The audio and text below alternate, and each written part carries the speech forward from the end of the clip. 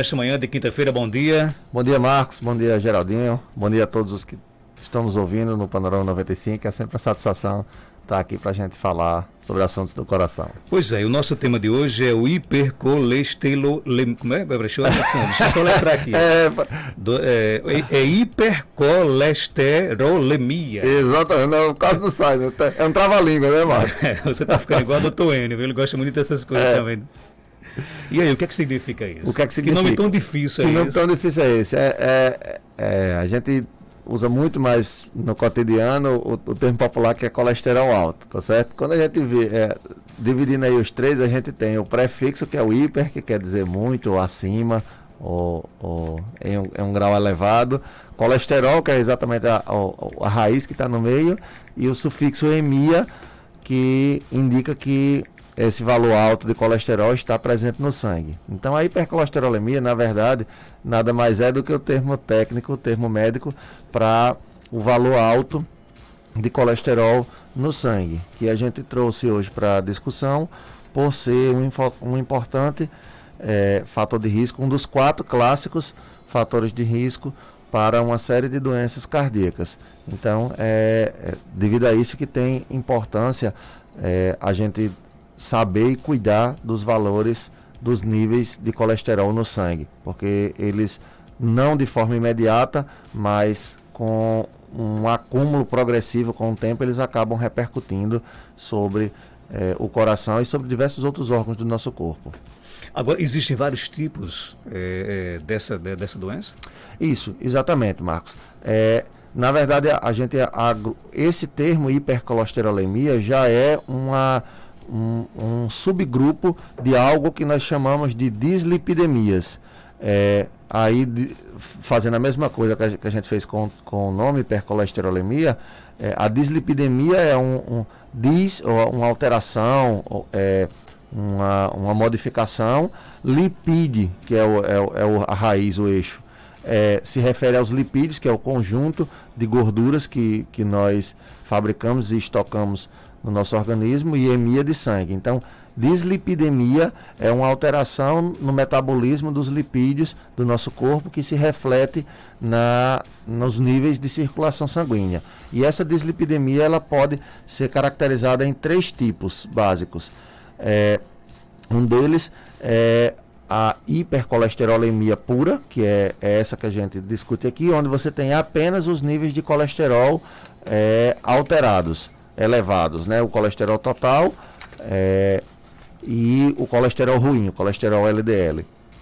A outra dislipidemia, a outra forma de dislipidemia é você não tem hipercolesterolemia, mas você tem o colesterol bom, que é aquele que ajuda a remover, vamos dizer assim, gordura das artérias do nosso corpo, da parede das artérias, e esse colesterol bom, ele está baixo, então você tem um fator protetor aí ausente no seu corpo. É uma outra forma de dislipidemia, mas não é hipercolesterolemia porque o valor está baixo, né? O HDL está baixo, mas frequentemente elas vêm associadas juntas. Você tem, é muito frequente você ter 2 fatores que se superpõem. Você tem um valor de colesterol ruim elevado e tem um valor de colesterol bom baixo, abaixo do que o que deveria. Então essas duas condições muitas vezes se superpõem. A outra forma de dislipidemia seria a hipertrigliceridemia pura, que é quando você tem apenas uma elevação no valor dos triglicérides, né, que são outra forma de armazenamento de gorduras do nosso corpo, que são mais conhecidos popularmente as pessoas falam como taxa de massas, né? As minhas massas no sangue estão elevadas. Na verdade, ali é uma forma de armazenamento de gorduras, mas que está intimamente ligado ao consumo de carboidratos, que são popularmente as massas, porque os carboidratos eles são convertidos mais facilmente nessa forma de armazenamento energético. E existe a dislipidemia mista, que é quando você tem uma elevação tanto do colesterol quanto uma elevação do valor dos triglicérides. E cada uma delas precisa ser avaliada e tratada, porque existem tratamentos, apesar de muitas delas terem parte importante do tratamento em comum, né?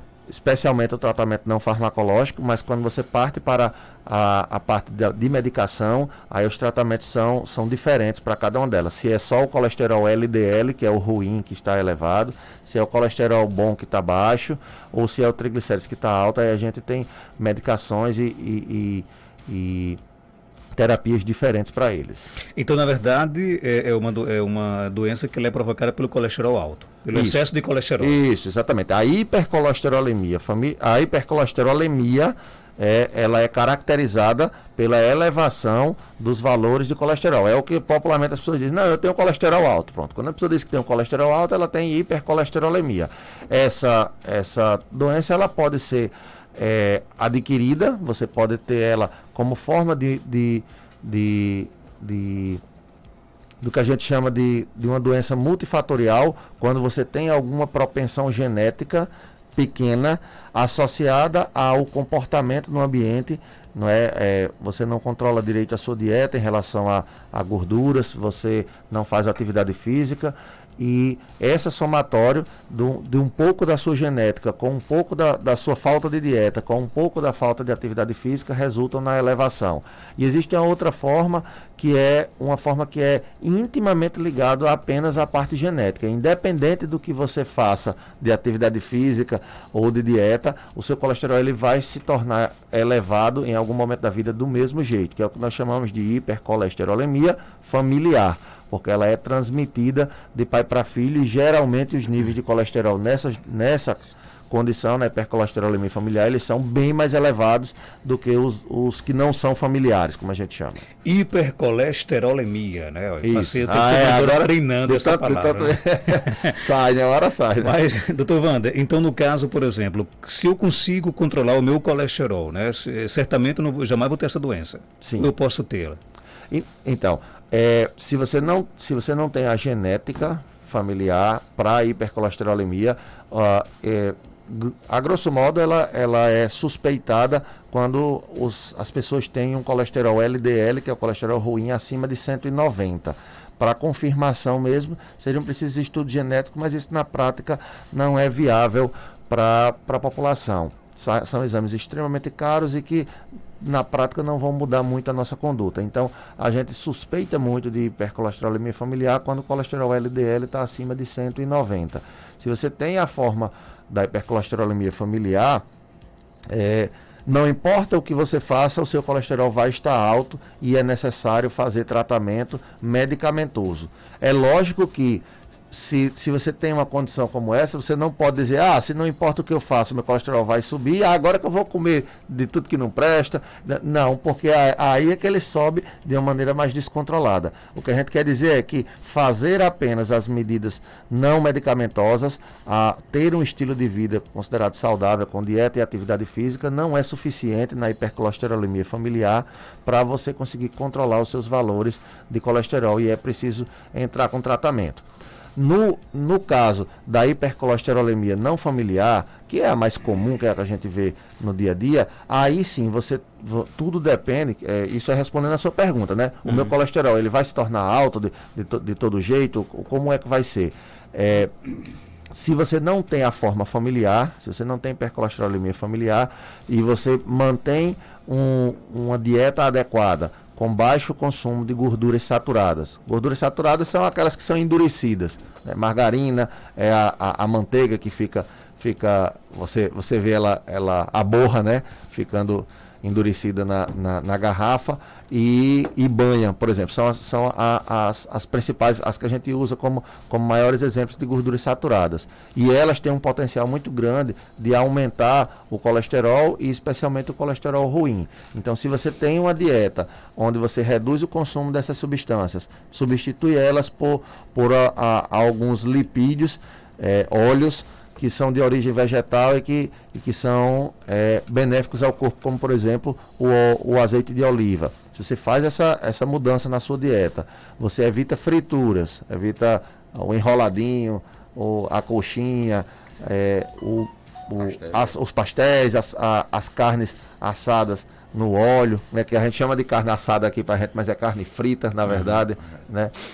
Não é só assada. Se você evita esses esses fatores e mantém uma atividade física, que é um fator importante para o balanço, vamos dizer assim, o balanço entre o colesterol bom e o colesterol ruim. Se você faz isso, você pode passar a vida inteira tendo um colesterol dentro do que são considerados os níveis normais. É muito frequente, Marcos, a gente receber no consultório pacientes com mais de 80 anos de idade e que a gente faz o colesterol e às vezes eu peço para trocar, porque o perfil é melhor do que de um adulto jovem de 30, 35, 40 anos. E também é comum ou normal, por exemplo, chegarem lá pessoas jovens com colesterol lá em cima? Sim, também. Esses podem ter um componente já familiar, quando o LDL está acima de 190, e muitas vezes é apenas realmente devido a já o tempo de vida associado aos maus hábitos, tanto maus hábitos alimentares quanto maus hábitos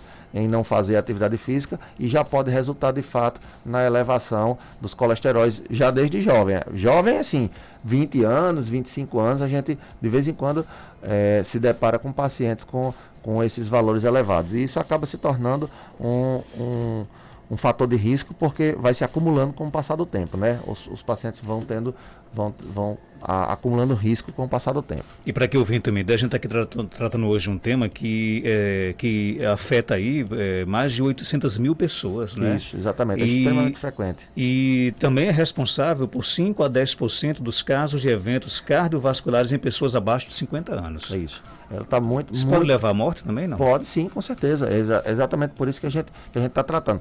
O colesterol elevado, que fique claro, você ter o colesterol elevado, se você receber o seu exame hoje, se você vai fazer seu exame hoje por conta dessa nossa conversa e o seu colesterol está alto, não quer dizer que amanhã você tá correndo risco, hoje você está correndo risco de morrer e amanhã você pode vir a morrer. É um efeito cumulativo, é um efeito com o tempo. Tá certo? A hipercolesterolemia é uma doença que não tem sintomas. Muita gente atribui, por exemplo, eu estou com tontura e eu acho que é o meu colesterol, minhas taxas que estão elevadas. Essa correlação é uma correlação muito fraca. Na verdade, você tem muito mesmo mais causas de tonturas que não tem nada a ver com o colesterol. Tem a esmagadora maioria de pacientes que tem colesterol alto não tem nenhum sintoma, nem tontura e nem qualquer outro sintoma, e você tem uma minoria extremamente pequena de pacientes onde você tem os dois sintomas. Você tem a tontura e você tem o colesterol elevado. E a gente não tem como provar que um está relacionado diretamente ao outro. Então, não tem como provar assim. Muitas vezes não tem como provar, como documentar que um está relacionado ao outro. Então, a gente não deve esperar o aparecimento de qualquer tipo de sintoma para suspeitar que o colesterol está elevado. A gente só consegue saber disso com um exame simples de sangue, que a gente chama de colesterol total e as frações, que é a fração boa e ruim, e a partir deles a gente consegue definir se ele está alto ou se está dentro dos limites normais. Você já deixou claro aí que o mais correto é realmente o exame, mas, por exemplo, o colesterol alto, ele dá alguns gatilhos, ele dá alguns avisos? Normalmente não, Marcos. O que às vezes a gente consegue perceber nos pacientes que têm as formas mais avançadas de hipercolesterolemia, especialmente as hipercolesterolemias familiares, você começa a ter depósitos de colesterol no corpo. Então, a gente tem algo que a gente chama de chantelasmas, que são pequenas manchas que aparecem ao redor do olho, por exemplo, umas manchinhas amareladas, e elas podem ser um indício de colesterol elevado. Mas isso não é tão frequente, a gente não deve esperar por essa pista para poder desconfiar que o colesterol está alto. É recomendado que em qualquer avaliação de rotina, de qualquer médico, de qualquer especialidade, na verdade, não precisa ser nem cardiologista, qualquer clínico mesmo, quando você vai fazer avaliações clínicas de rotina, que se faça a verificação dos colesteróis, porque para contorná-lo e corrigi-lo o quanto antes. Quando você descobre, a gente precisa corrigir o quanto antes. Agora, aliado à questão do tratamento, existe uma necessidade urgente de você realmente mudar hábitos de sua vida? Sim, é a parte mais importante e a que está presente certamente em 100% dos casos. Nem todo paciente com hipercolesterolemia vai precisar de remédio. Nem todo paciente com hipertrigliceridemia vai precisar de remédio. E nesse caso, inclusive, é até mais frequente. Os triglicérides, o valor normal dos triglicéridos, Marcos, é 150 aproximadamente. de livro mesmo, de rotina, a indicação terapêutica, ela vem quando os triglicéridos estão acima de 500, devido ao risco não é nem cardiovascular, mas de pancreatite.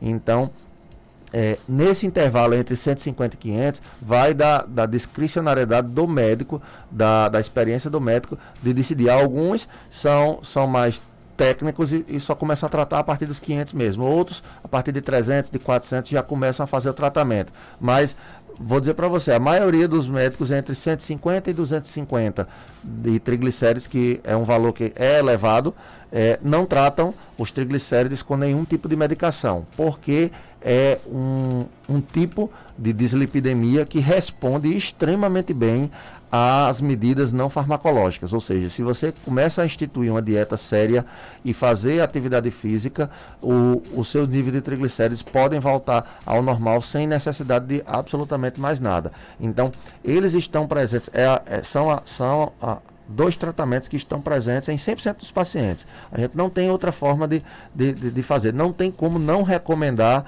uma dieta e atividade física para um paciente que tem colesterol ou triglicérides elevados. Então, isso estará presente na receita e na recomendação de todo paciente. Aí, caberá, dependendo do tipo do colesterol, do tipo do lipídio, se é colesterol ou se é triglicéride, e da quantidade, do quanto ele está alto, aí caberá aí a avaliação do médico para definir se ele vai precisar de terapia medicamentosa também associada. Mas com certeza dieta e atividade física estarão presentes. 9205-3030 é o nosso WhatsApp. Doutor, queria saber do doutor Wander qual é a taxa normal para crianças de 5 anos, a taxa de triglicerídeos.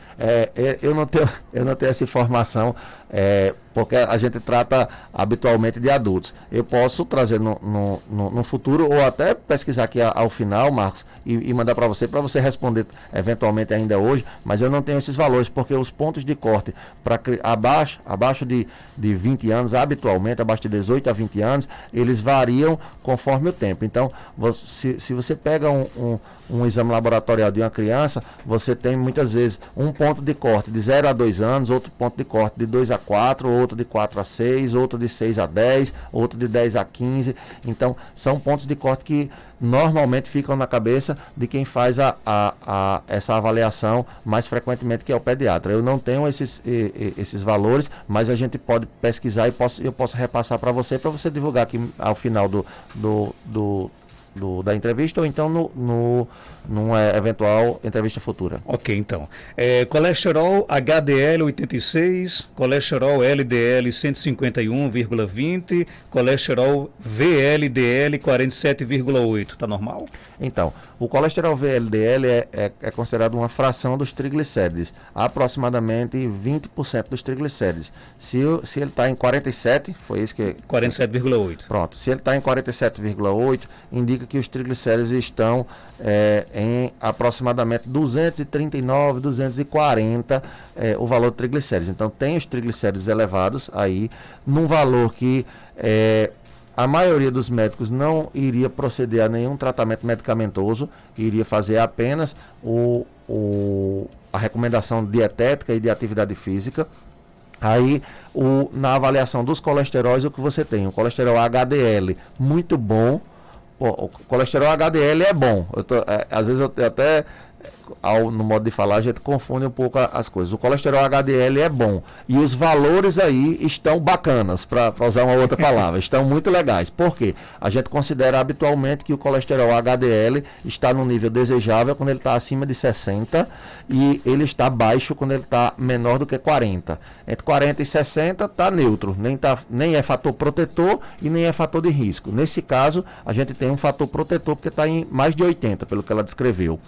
Contudo, o colesterol LDL também está elevado, está em níveis aí de 150, tá certo? É desejável para a maioria dos pacientes que ele esteja abaixo de 130. Só uma pequena fração de pacientes extremamente jovens, sem nenhum outro fator de risco, é que é aceitável que você tenha um colesterol LDL abaixo de 160, mas para a grande maioria dos pacientes A meta de colesterol LDL é abaixo de 130 ou até mais restrito.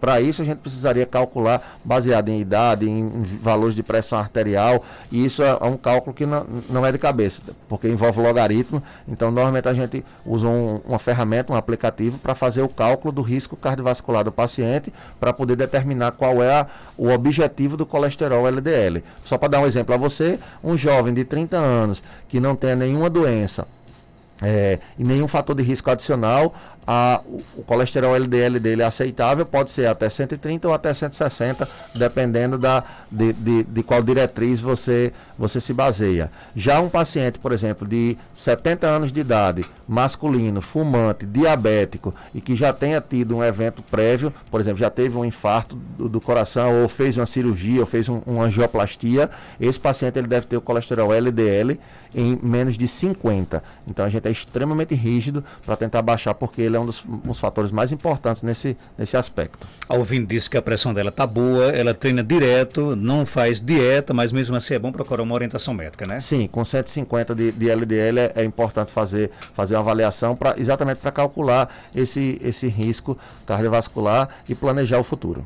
Doutor Wander, há alguns anos eu tive umas bolhas no antebraço, próximo aos cotovelos, e o médico disse que era um xantinoma. Não sei se esse é o nome correto, diz o ouvinte. Ao fazer exames, meus níveis de triglicerídeos estavam na faixa dos 1.500.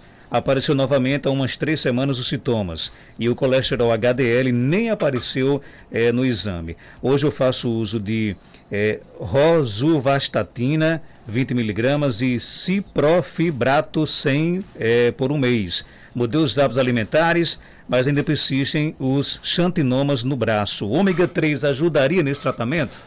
Primeiro, eles não sabem se o termo era correto. O termo é xantomas. Xantomas. Foi outra manifestação que a gente esqueceu de mencionar aqui. São pequenas nodulações que aparecem no corpo, assim como o chantelasma, que são essas manchinhas amareladas que aparecem geralmente na pálpebra inferior. Os xantomas são são nodulações que aparecem distribuídas por todo o corpo, às vezes acumuladas próximo das articulações. E são, sim, uma manifestação de colesterol elevado. São praticamente as duas manifestações que a gente pode encontrar relacionadas à elevação de colesterol e de triglicérides. A pessoa mencionou aí, o ouvinte mencionou o tratamento que está sendo feito, né? Aparentemente está sendo um tratamento apropriado com estatinas, estatinas tem simvastatina, atorvastatina, no caso aí está usando a rosuvastatina, que é uma das mais potentes, mais novas e mais eficazes medicações para reduzir os níveis de colesterol, e está fazendo ainda o ciprofibrato, que é uma outra do grupo do que a gente chama dos fibratos, que são medicações que ajudam especificamente a baixar o valor dos triglicérides. Então, aparentemente tem um tratamento adequado, mas os xantomas persistem, né? Isso que ele mencionou aí, e isso pode levar, de fato, algum tempo até o seu completo desaparecimento. Ele mencionou alguma outra pergunta além disso? Ele quer saber se o ômega 3 ajudaria nesse tratamento. Se o ômega 3 ajuda no tratamento. Não existe uma comprovação científica da redução dos desfechos cardíacos e desfechos vasculares, como AVC, para o ômega 3. Mas existem alguns estudos que apontam que o consumo de ômega 3, ele especificamente de duas moléculas, porque o ômega 3, na verdade, Marcos, são um conjunto de lipídios, um conjunto de ácidos graxos que tem especificamente uma insaturação, que a gente chama, especificamente num ponto da sua cadeia. É uma longa cadeia de carbono, e ela tem especificamente no terceiro carbono, contando de trás para frente, você tem uma insaturação específica naquele local. E isso torna esse conjunto de ácidos graxos teoricamente mais benéficos para o nosso organismo, porque ajudam a ele a não se depositar na parede das artérias. Entretanto, a gente sabe hoje que não é todo ácido graxo ômega 3 que tem esse perfil. Então tem alguns ácidos graxos que são um pouco mais eficazes nesse sentido. Existem estudos que mostram que o ômega 3 ele pode ser um importante auxiliar nessa redução dos lipídios, embora não tenha sido provado até então que eles são capazes de reduzir desfechos cardiovasculares. Nesse caso, como a gente está tratando aí de níveis extremamente elevados, e se não tiver colocado dentro da meta, depois de um certo tempo de tratamento, com a rosuvastatina e com ciprofibrato, ela pode ser uma alternativa a ser considerada. Porém, seria preciso primeiro esperar o tratamento com a rosuvastatina e com ciprofibrato para ver se ela surtiu efeito. Caso ela surta efeito e consiga corrigir, não seria necessário o acréscimo do ômega 3. Caso não consiga corrigir, aí você poderia utilizar, sabendo que ele deverá ter um auxílio no perfil de redução dos lipídios, sem obrigatoriamente reduzir desfechos cardíacos, coisa que a rosuvastatina e o ciprofibrato podem fazer.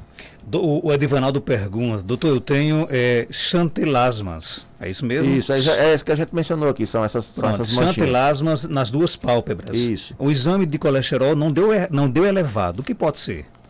É preciso então fazer uma avaliação no local para saber se existe alguma outra condição que possa estar parecendo, se parecendo com xantelasma. Se esse diagnóstico ele já foi feito e já foi dado via um especialista, se um médico especialista avaliou e já definiu que eram xantelasmas mesmo, aí você teria que partir para uma avaliação eventualmente de outros colesteróis, porque a gente consegue dosar o colesterol total, o HDL e o LDL são os colesteróis mais comumente dosados e avaliados. Entretanto, existem algumas outras substâncias que a gente dosa muito infrequentemente, mas que podem estar alteradas e que eventualmente possam estar correlacionadas com essas manchas. Como exemplo, a gente tem as apolipoproteínas. Não são dosadas normalmente, não são dosadas comumente, mas nesse cenário poderiam auxiliar a gente esclarecer essa aparente discordância. Então, a primeira coisa seria verificar se você tem de fato o diagnóstico de xantelasma, se foi o médico, o dermatologista que avaliou, que confirmou que era um xantelasma mesmo. Se ele confirmou, disse que era um xantelasma e o seu colesterol está normal, aí poderia partir para dosar essas outras formas de depósito de lipídios no nosso corpo, como a apolipoproteína, que podem estar associadas também a essas manchas. A ouvinte pergunta, em crianças, trata o colesterol alto com remédio? Então, as medicações, elas normalmente são reservadas para os pacientes adultos. Você tratar crianças com essas medicações para colesterol, você tem que pesar muito o risco e o benefício. Porque, embora exista benefícios, porque você retarda a formação de placas de gordura e, eventualmente, nas crianças que têm hipercolesterolemia familiar, você, eventualmente, ao fazer esse tratamento, vai estar reduzindo também as chances de eventos cardíacos. Embora isso aconteça, você também pode ter efeitos colaterais do uso dessas medicações. E esses efeitos, às vezes, podem ser danosos ao ponto de não justificar o benefício da medicação. Então, na maioria das crianças, as crianças menores, abaixo de 10 anos, a gente tenta, de todas as formas, evitar o uso das medicações. E quando não é possível, aí, sabendo que existe um perfil de risco e benefício, pode ser tentado o uso delas. Mas, tanto quanto possível, com dieta e com atividade física, até chegar na fase adulta, onde a gente tem mais segurança no uso dos medicamentos. O nosso ouvinte Andrei pergunta, doutor Wander, o pai da minha sobrinha se recuperou da Covid, mas teve um infarto e faleceu. Qual é a orientação para quem se recupera? Da Covid? Sim.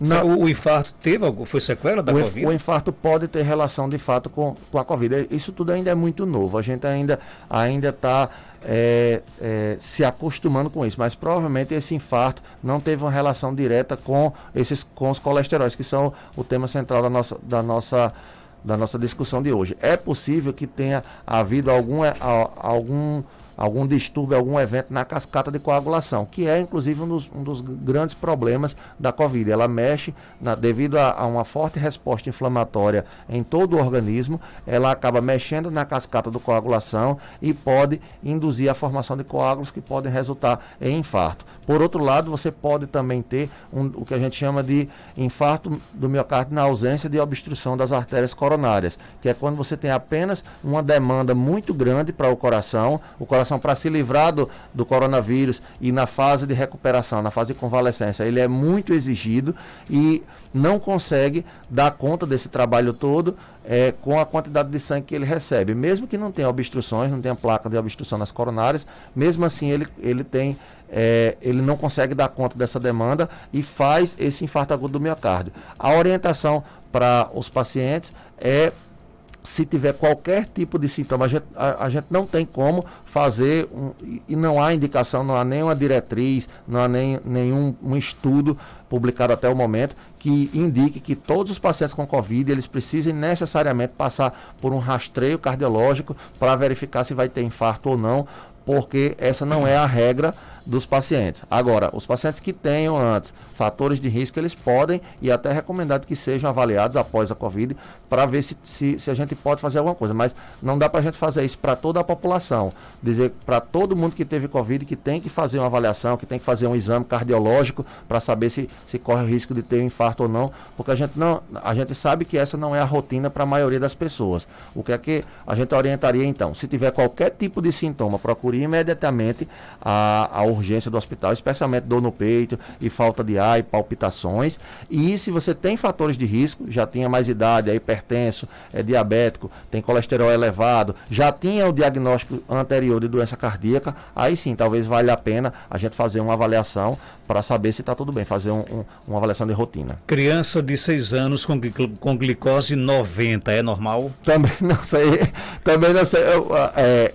Os valores que eu sei são 65 a 99 para adultos. Eu de fato não tenho esses valores de cabeça para os pontos de corte de crianças.